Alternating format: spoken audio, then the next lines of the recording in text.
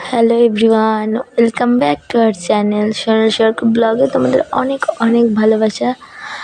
আজকে আবারও একটা নতুন ব্লগ নিয়ে চলে এলাম তোমাদের সামনে। তোমরা দেখতে থাকো, আশা করছি ভালো লাগবে। কেউ স্ক্রিপ করে যাবে না, হ্যাঁ?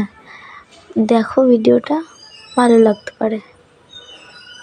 সকাল সকাল আমি খেতে বসে পড়েছি রুটি তরকারি নিয়ে তোমাদের সামনে, সেটাই দেখাচ্ছিলাম।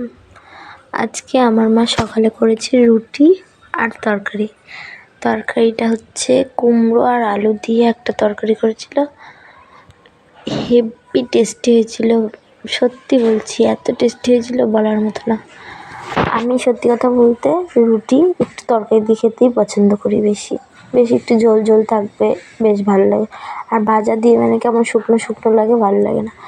তোমাদের কি দিয়ে খেতে ভালো লাগে অবশ্যই কমেন্ট করে আমাকে জানাবে, যে ভাজা না এই তরকারি দিয়ে বেশি ভালো লাগে।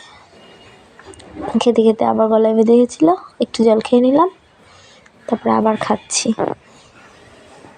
আর আমি হাসছি, ওই যে বলি না, আমার দাদা ফোনটা ধরে দিয়ে পেছনে এমন এমন কথা বলে না, হাসি এমনিই পেয়ে যায়, বিশ্বাস করবে না তাই।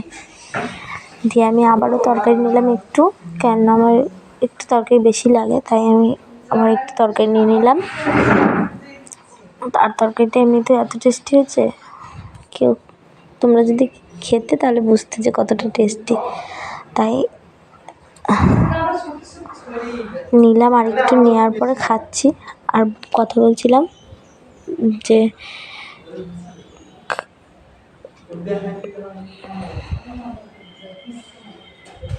খাচ্ছি, দিয়ে খাওয়ার পর দেখো আমার মামার সঙ্গে এটা কি করলো।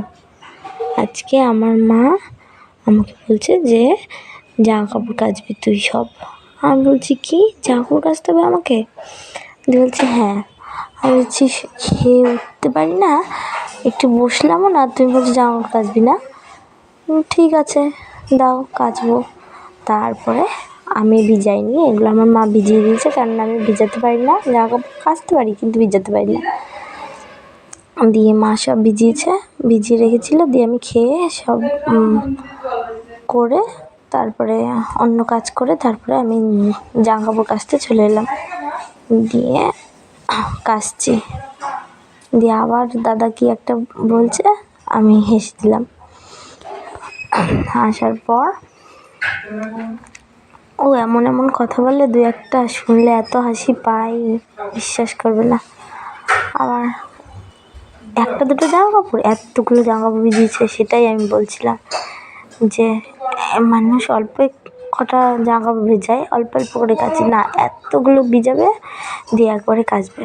কাচে প্রায়, তাও মানে তিনজনের জামা কাপড় যদি এতগুলো হয়, তাহলে মানুষের বাড়ি কত কত লোক থাকে, তাহলে সবাই যদি অত জামা কাপড় হয়, তাহলে কত জামা কাপড় কাচতে হয়।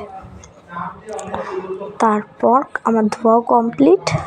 তারপরে এই যে ধোয়া হয়ে গেছে, এবার জামা কাপড় নিয়ে ছাদে যাচ্ছি, ছাদে মেলবো। ছাদে রোদ আছে, তাড়াতাড়ি শুকিয়ে যাবে, তার জন্য ছাদে দিয়ে দিই। নিচেও দেওয়ার জায়গা আছে, কিন্তু নিচে আটবে না বলে ওপরেই মেলতে গেছি।